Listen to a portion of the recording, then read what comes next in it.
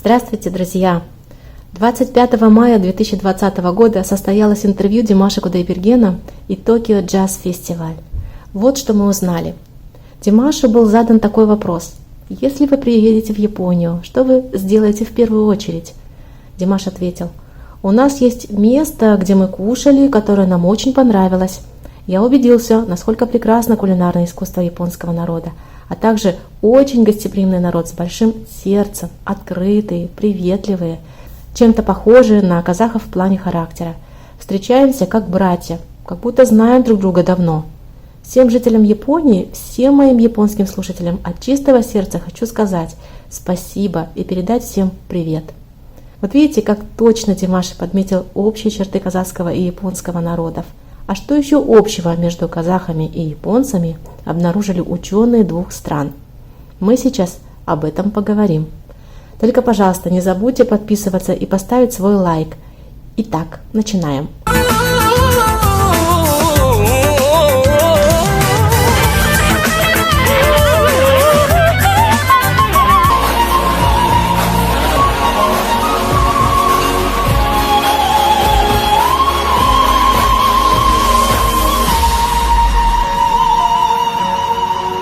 Есть источники, которые свидетельствуют о том, что наши народы родственны.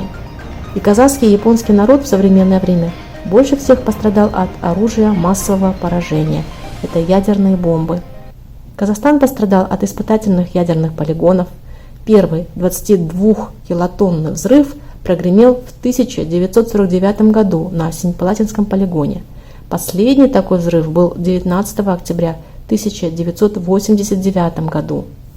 В 1989 году известным казахстанским общественным деятелем Олжасом Сулейменовым было создано движение «Невада-Семипалатинск», объединившее жертв ядерных испытаний по всему миру.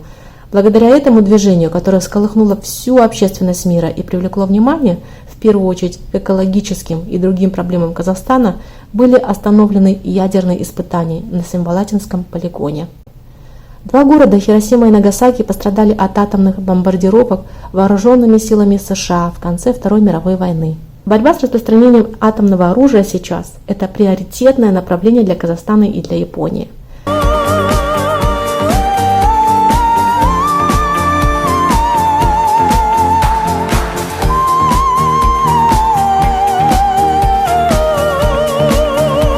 Сегодня, с вашего позволения, друзья, я буду говорить тезисно, чтобы в короткое время уложиться с той информацией, которую мы вам приготовили. Еще раз хочу вернуться к заголовку нашего видео о том, что общего между казахами и японцами. В первую очередь ученые говорят о схожести физиологических особенностей. Язык, национальные традиции и воспитание молодежи. Эта схожесть берет начало еще с шумерского периода. Одна за одной появляются теории, подтверждающие, что у казахов и японцев один корень. Например, о том, что языки относятся к одной алтайской группе, поэтому у нас много похожих слов. Например, в языке слово «карасу» схоже с «карга», то есть ворона. Корень здесь один – «кара».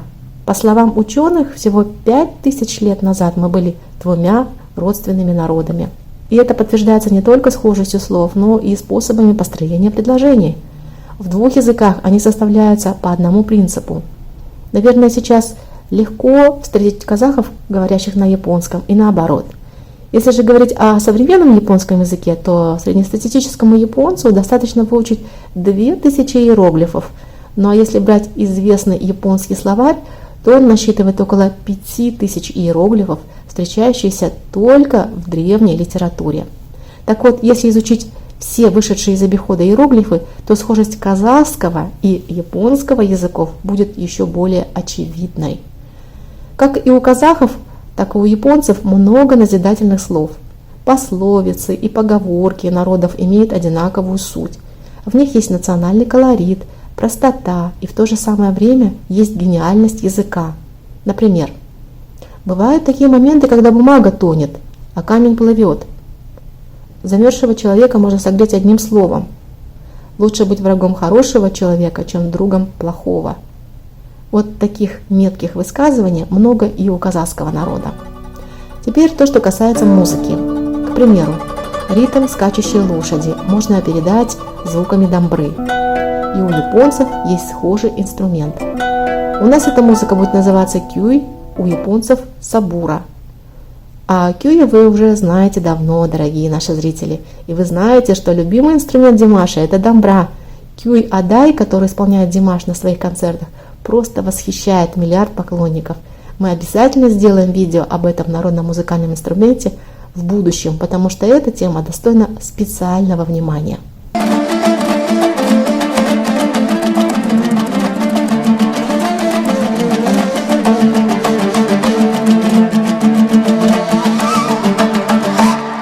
Теперь опять вернемся к музыкальным инструментам. Японский кото. Японский музыкальный инструмент – аналогия казахского житыгена. И структура, и звучание одинаковые.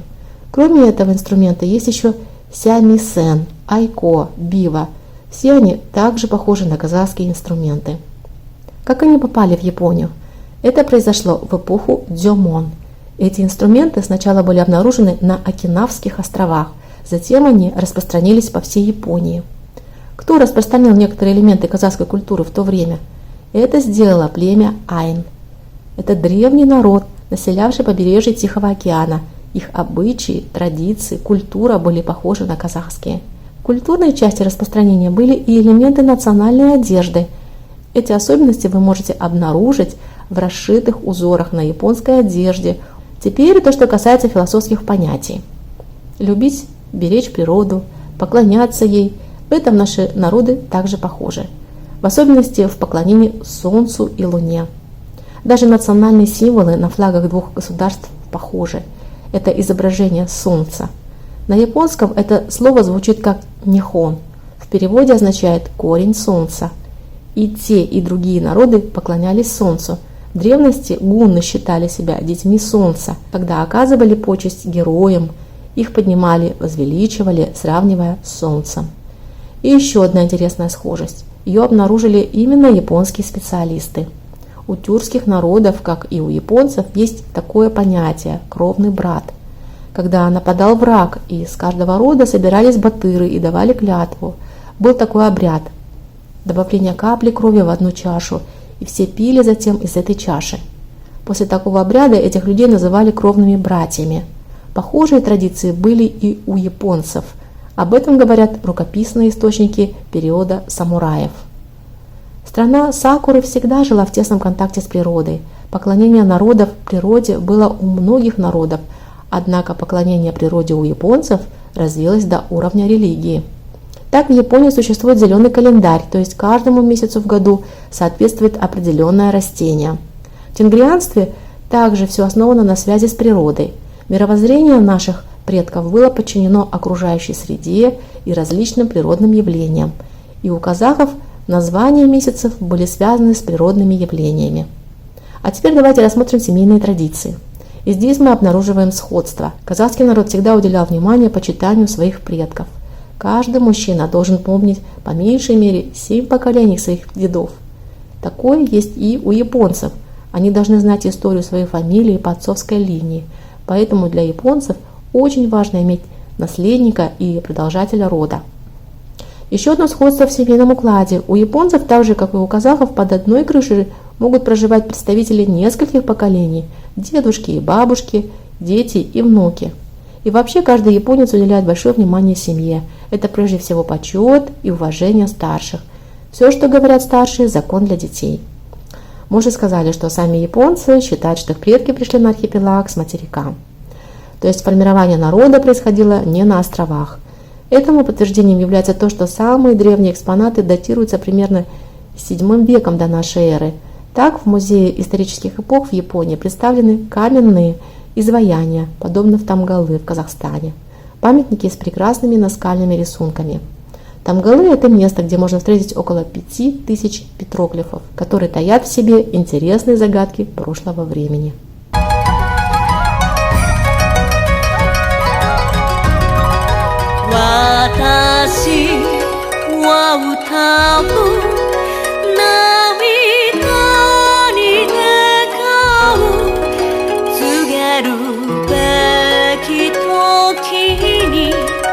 Ai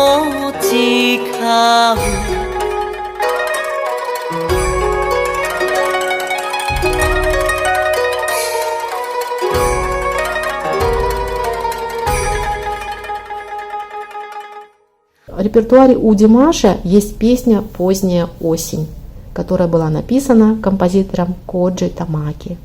Это японский композитор и актер. Мы все любим эту песню. Она была представлена на одном из конкурсных дней I Am Singer 2017 Димашем Кудайбергеном. Вот комментарий Билли Хоны, которая делала реакцию на видео «Поздняя осень». Песня о Йошико Ямагучи, рожденной в Китае, японской актрисе времен Второй мировой войны. Она прятала свое японское происхождение под именем Ли Ксян Лан. Китайская публика обожала ее, не зная правды. Но после войны открылось ее настоящее имя. Кто же это сделал? Возможно, ненавистник. Презирая людьми, которые когда-то обожали ее, Йошико была депортирована в Японию. Она никогда больше не увидела Китай. После The Singer Димаш исполнял «Позднюю осень» несколько раз. И каждый раз ослеплял публику великолепием. Безусловно, завораживал меня. За эту песню он получил приз «Лучший иностранный певец» на церемонии Golden Melody Award в Гонконге.